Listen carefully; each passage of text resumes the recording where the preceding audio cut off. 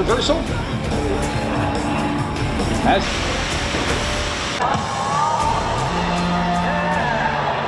Hi, I'm Drew Watson, one of the team members of Yellow Thunder. I'm also a team member for Erickson Aircraft Collection. This is my second year here with Erickson, my first year here with Yellow Thunder. And I'm very thankful for the community to bring us on here and demonstrate the things that we do for aviation and for people in general. Our goal here, and you talk to pretty much all the performers, it's all about living a dream and chasing your dreams. So whether it's in aviation or if it's anything else, it doesn't matter how old or how young you are, everybody's got a dream. So our goal here is to have you guys chase it.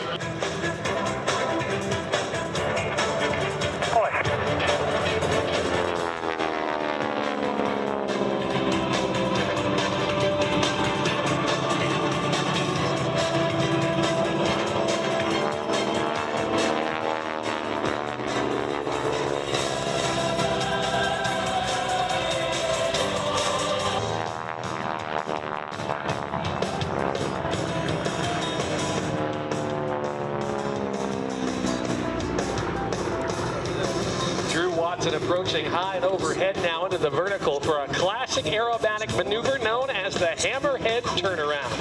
Observe as the speed is depleted into the vertical and uses the torque of the engine on top of the maneuver to pivot the aircraft in one spot in the sky.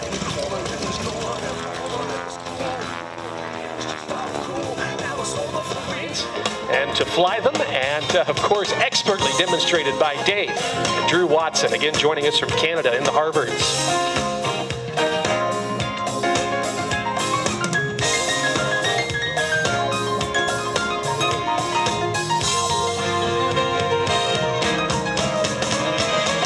My name is Vicky Benzing. And how long have you been flying, Vicky? Oh my gosh, 42 years. Does that age me? Yeah. Well, my uncle flew, so I was around the airplanes when I was a little kid, but it wasn't actually something I thought I could do because I was just a young girl growing up in middle-class America. And anyways, I went off to college, and one of my buddies asked me if I wanted to go skydiving, and so I went skydiving, and I fell in love with being in the air, and I knew the next thing was that I needed to learn to fly. It is an absolute privilege to get to fly this airplane, to own and fly this airplane. This airplane was born in 1944. It was one of the last of the P-51s to be built towards the end of the war. It never saw action. It never shipped off the continental U.S. After the war, it went up to Canada and served in the RCF for 10 years, and then it was sold out of the Crown assets up in Canada down into the lower 48, and it traded hands a few times until a fellow named, maybe you know who he is, Clay Lacey, a very famous pilot, was passing through Reno one day and he saw the poster for the inaugural Reno air races, and he went back to his friend Al Paulson, who was an aircraft broker at the time, and said, Al, you need to get a P-51 and let me race it at Reno. So it just so happened that the day before, Al had got a call from a guy out of Idaho to trade this Mustang for a Cessna 310 he had. So he traded this Mustang plus $10,000 for the Cessna 310, making this Mustang worth about $7,500 at the time. This is a wonderful place to fly. I lived in Oregon for 11 years. I was lucky enough to get hired and work up here after I got out of college, and I love returning back to this area. McMinnville is a wonderful town, a wine town, and it's great to be here and get to fly with all these other professional pilots and the U.S. Air Force Thunderbirds and the Growlers and all the military assets that they're bringing out here. It's spectacular. Spectacular day. So back in the day, back in the 1960s, when Clay was racing the airplane, he wanted to get kids more engaged in aviation. So he painted Snoopy on the tail to get the kids' interest in the airplane. And that's Snoopy's been on the tail of the airplane for, I don't know, 60 years. A big reason why I fly the air shows is to inspire the next generation of pilots. Flying has been a passion for me for my entire life, and learning to fly changed my life, changed the course of my life. It brought me so much more self-confidence, especially as a young person, to get to fly. And I want young people to go find their passions, and some of them will find aviation as their passion. And hopefully we get to inspire some kids by watching us fly at the air shows. I've been flying since I was 12 years old. A long time. I started as a glider pilot like a lot of people do young. My grandfather got me into a glider, and then I wait for these F-18s to fly over here. And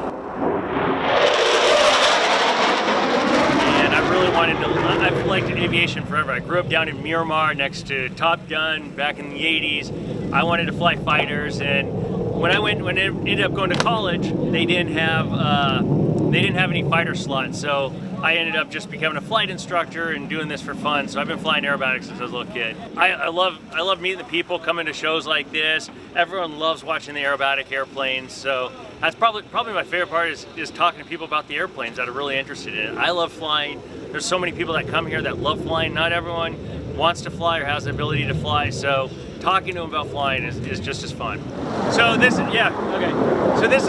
Sukhoi 26.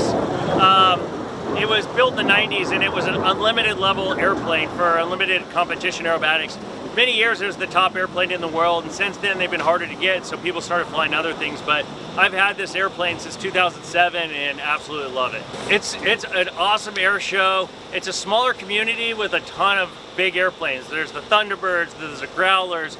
We have a bunch of warbirds from the Erickson organization out in Madras. We got us, we came up here from the Bay Area, so it's a fun community. The weather's awesome up here. You don't have to worry about rain this weekend, so we're enjoying it. Opportunity as Cory will roll the aircraft 180 degrees upside down, inverted, as Randy works to mirror him in a maneuver we call the Calypso.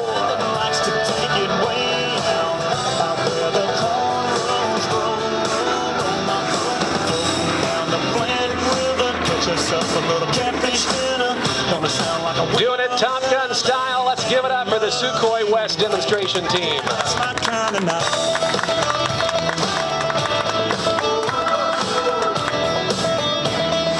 Based in Byron, California, we are seeing some great flying by these two guys.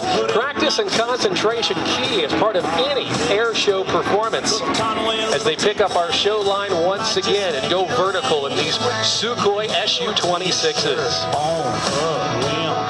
Hit that banking weekend, soak us up a little moonlight. They'll climb to the vertical once again, and we'll keep our eyes on them as they reverse direction and bring it right back down towards the ground for the in-trail hammerhead turnaround. Down the flat river, catch us up a little catfish dinner. Gonna sound like a winner when I lay you down and love you right. Yeah, that's my kind.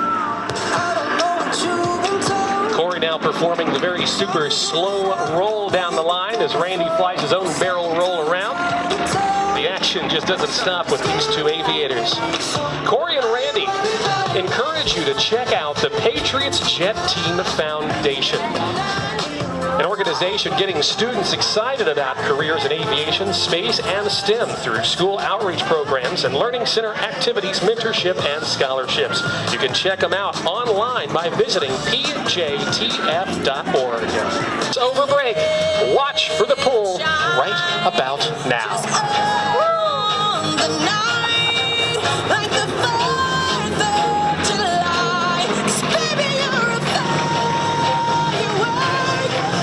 An aircraft that is the workhorse for our United States Air Force. It is the C-130J Super Hercules, joining us from the 314th Airlift Wing's 62nd Airlift Squadron from Little Rock Air Force Base in Arkansas. Preparing now for an overhead approach, cameras at the ready as we say hello to the Herc.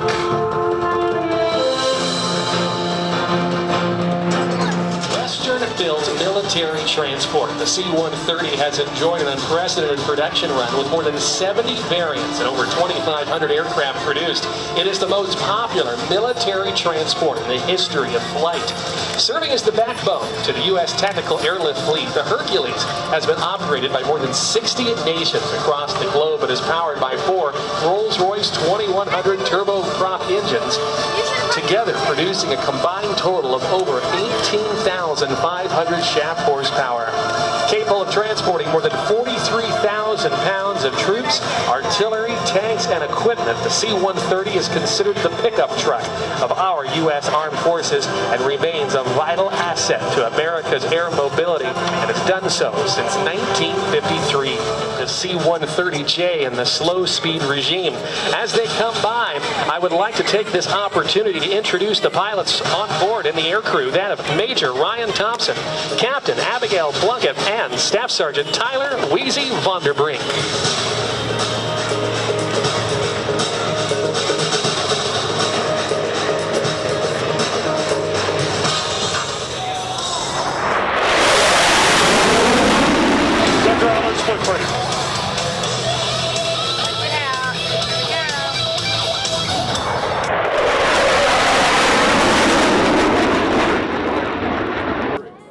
Using sophisticated flight control computers, passive control surfaces, as well as those powerful engines, the Growler will rocket straight up. Ladies and gentlemen, from the left, the Growler Cobra.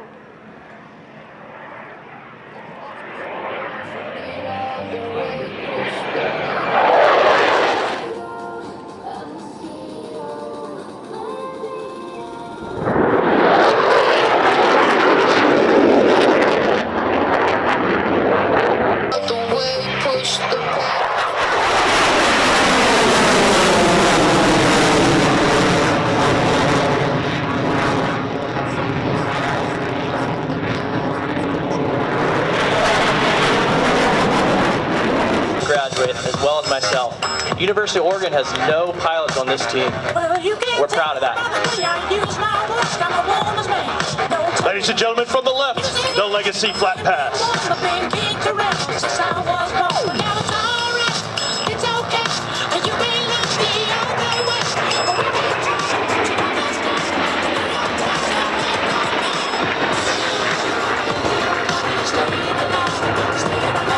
If you could describe in one word your feelings as you're flying on that Corsair. In one moment we have the banana pass from your left.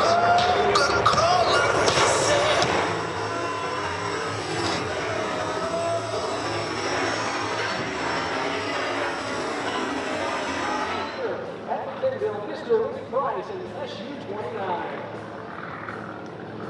Well, it's S. But this aircraft that we see here today is so incredibly small.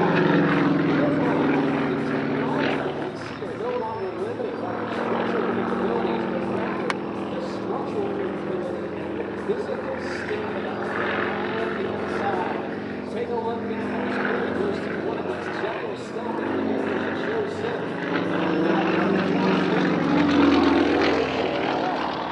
Watch how it rolls the aircraft.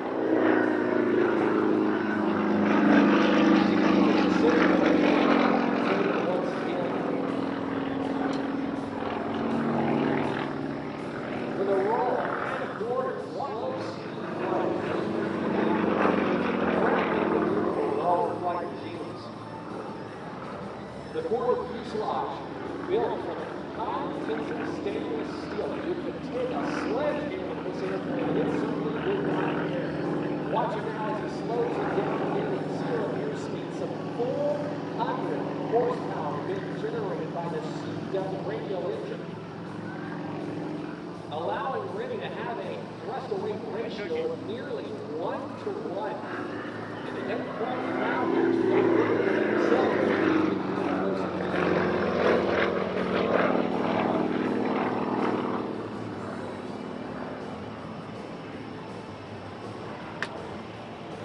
Into its next maneuver, he likes to call the flip top tumbler. Hey, I don't mean it, I just read it. As he now holds the aircraft in the watch onset of G right about here. Our pilots have just taken off from Portland International Airport and are en route to perform for you here over the skies of McMinnville. Hang tight while we get ready to bring you the Thunder. Air Force Air Demonstration Squadron from Nellis Air Force Base in fabulous Las Vegas, Nevada, known to all the world as the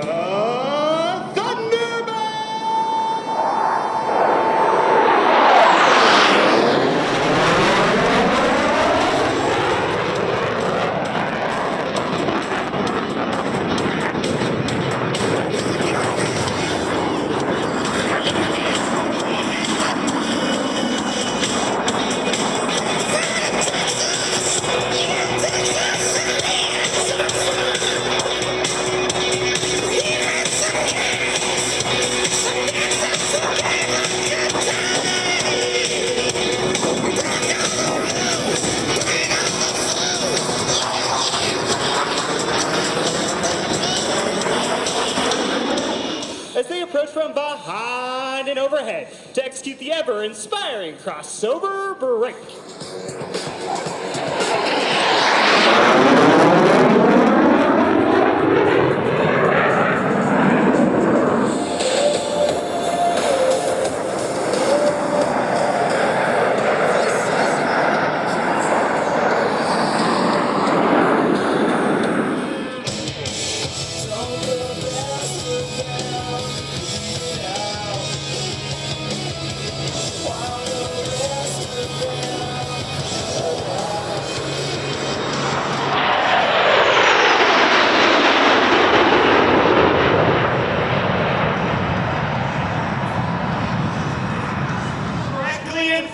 Your 2024 Thunderbirds and the inspirational Delta First.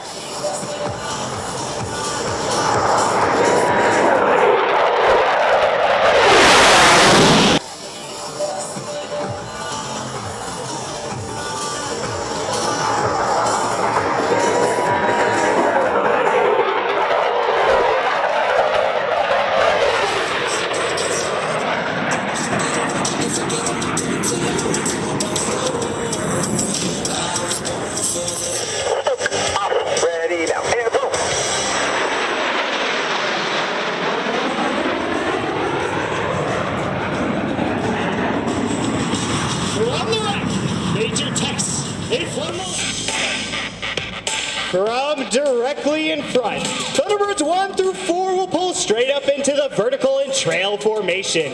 Emerging from the smoke, you'll see the pilots have skillfully transformed back into the Thunderbird Diamond. We could be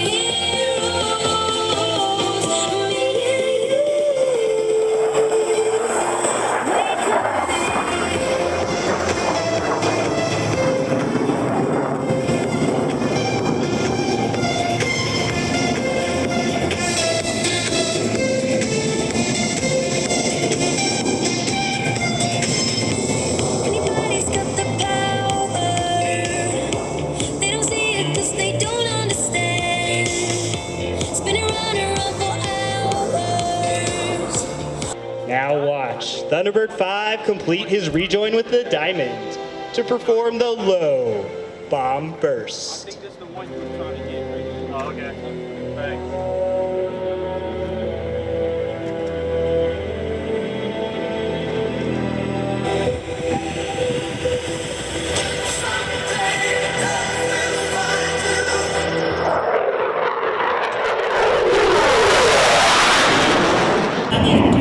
Slow speed handling is just as important in aerial combat. We'll look back to the right and find Major Downey low